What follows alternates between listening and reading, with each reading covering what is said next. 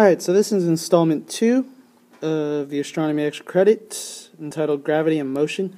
There's actually going to be two sets of notes in this video because the first set is only 3 bullet points, so it's relatively short. However you would like to do it, just make sure that you title the 2 sets of notes differently. You could do it on the same paper, but you still need a title for the next one. This one's titled Gravity and Motion. The second one's entitled The Moon. So, let's get to it. Now, as we're talking about gravity and motion, we first have to talk about the law of universal gravitation. Now, we've talked about this a little bit in forces. Basically, what the law of universal gravitation is that every object in the universe attracts every other object. Notice the word every. That means every. Now, obviously, some objects have more attraction or more gravitational pull than others, but it still holds true. Now, there are a couple of rules to this. First off, if you take a look at the diagram on the bottom left, you'll see that there are 3 examples. The top one is going to be the basically the baseline of it, the original of it. So you can see that there's blue arrows showing its gravitational pull, and you can see that the red spheres are a certain size. Now, if we look at the second diagram, this one, you can see that this sphere is actually less than the sphere above it. So you can see that it has decreased in mass. You can also see that this arrow right here in blue is actually smaller than the arrow above it. You can see that this arrow is smaller than the arrow above it. That simply means that if the mass decreases, because you can see that the pink sphere is smaller than the red one, if mass decreases, then gravity decreases as well. You can see that from the blue arrow being smaller than the original one. So that's the first sub-bullet point. The second sub-bullet point says if distance increases, then gravity decreases. So you can see that the amount of space between these 2 spheres is a lot greater than the amount of space between these 2 spheres. Because that's the case, you can clearly see that the arrow, again, is smaller than the original arrow. So if distance increases, then gravity also decreases. Alright, so moving forward, we need to talk about inertia. Now we talked about the law of gravitational motion, universal law of gravitation. Now we're going to talk about inertia. Now you've heard it in the Bill Nye video, inertia is a property of matter. Well, it is a property of matter. Now what is inertia? Inertia is the tendency of an object to resist a change. So basically what that means is if something's still, it wants to stay still. If something's in motion, it wants to stay in motion. You can kind of equate this to if you're tired and you're sitting on a couch, if someone says, hey, let's go run around, you don't really want to do that. You want to stay still. You want to stay at rest. Okay, that's kind of how inertia is. If something's at rest, it wants to stay at rest. If something's in motion, it wants to stay in motion. For example, if you take a look at this red car. So you're driving, let's say you're in this sports car, which goes pretty fast. You're driving on the street, you're going pretty fast, you're going on the freeway, and you come to a complete stop. Now, when someone slams on the brakes, if you're in the passenger seat, what happens to you? Right. You basically lunge forward. If you're not if you don't have a seatbelt on, you like hit the dashboard or hit the windshield. If you have your seatbelt on, you get jerked back because you're already moving forward. Once the car stops, your body still wants to move forward, so it still does. That's basically an example of inertia. Now, inertia is one of the things that causes the moon to orbit around the Earth the way it does.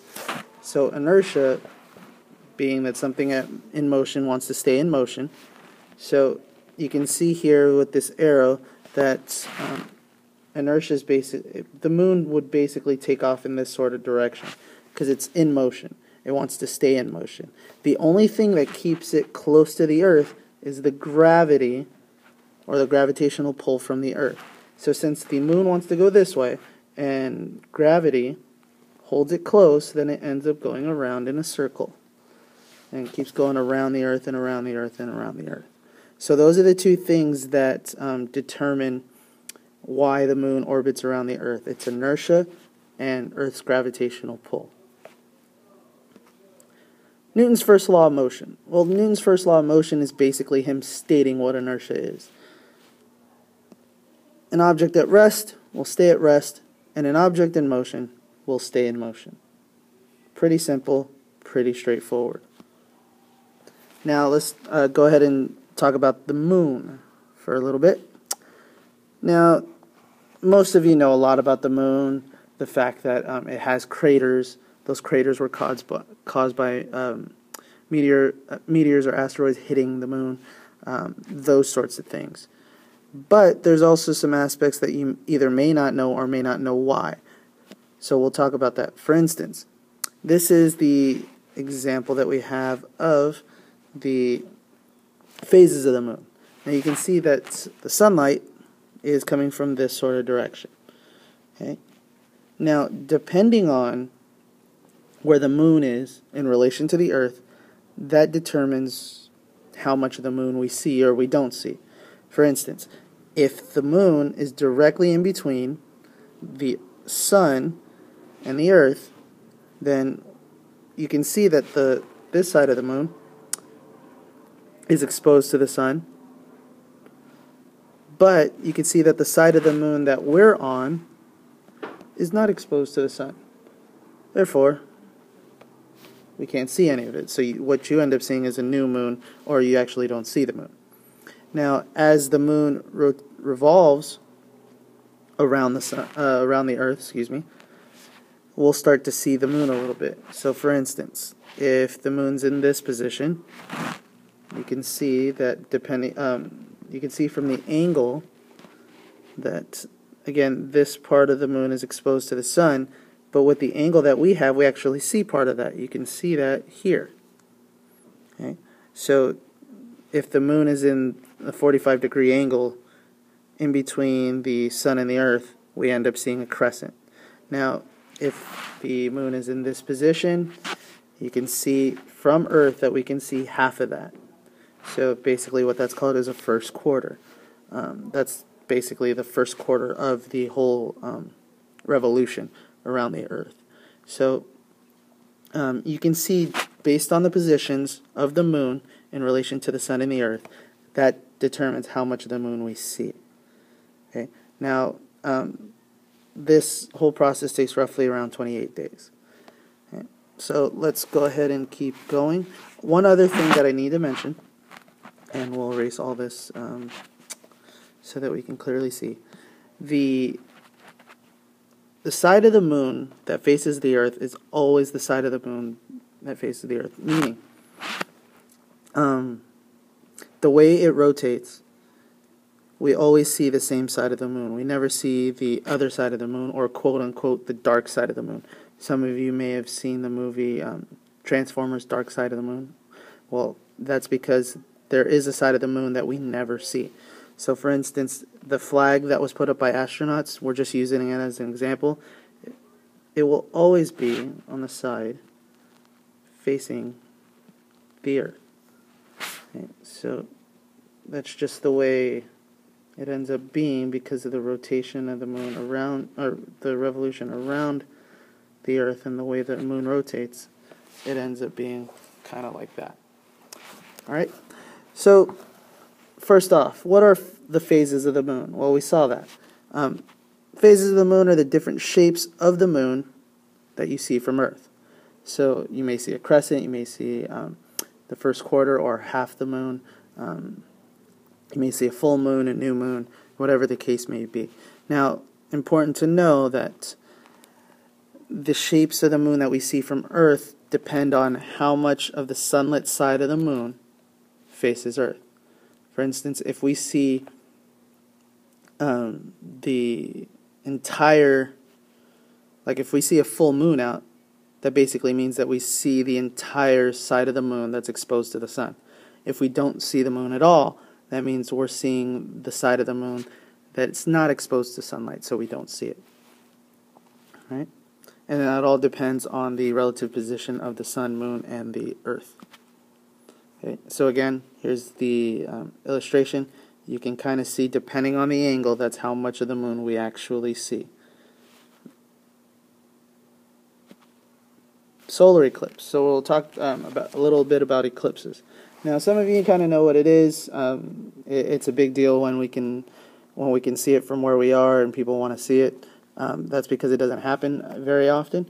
But what is an eclipse? Well, a solar eclipse occurs when a new moon blocks your view of the sun.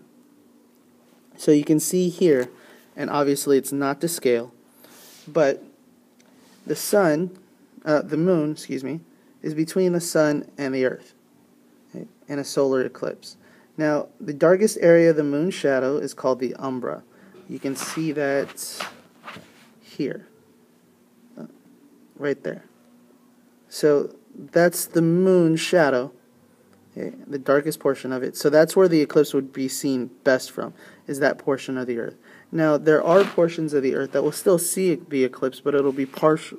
It'll be partial eclipse. So this right here, right around the umbra, is called the penumbra, and that they would still be able to see the eclipse, but not as direct as that yellow portion that you see on Earth. Okay, so solar eclipse, the moon blocks the sunlight from the Earth. Now, the next one, which is a lunar eclipse, is relatively simple. So if a solar eclipse, the moon is blocking the sunlight from the earth, then a lunar eclipse, the earth is blocking the sunlight from the moon. So this is very important. This occurs at a full moon. Okay? It has to be a full moon for this to occur. It occurs at a full moon when Earth is directly between the moon and the sun. Now, Earth blocks the sunlight from reaching the moon. So because the Earth blocks the sunlight from reaching the moon, we end up still seeing the eclipse. Looks a little different than a solar eclipse. What I would suggest that you do if you want to see how different it looks is go on YouTube or go on the internet somewhere and just look up solar eclipse and lunar eclipse, and you'll see the difference between the two. You'll also see how it actually ends up being an event. You'll see a lot of videos on both of those. I would also suggest that you look up phases of the moon for further explanation if you want that. The Bill Nye video on YouTube is very good in showing the phases of the moon. So that's basically it in terms of this set of extra credit notes. So keep that in mind, and thank you.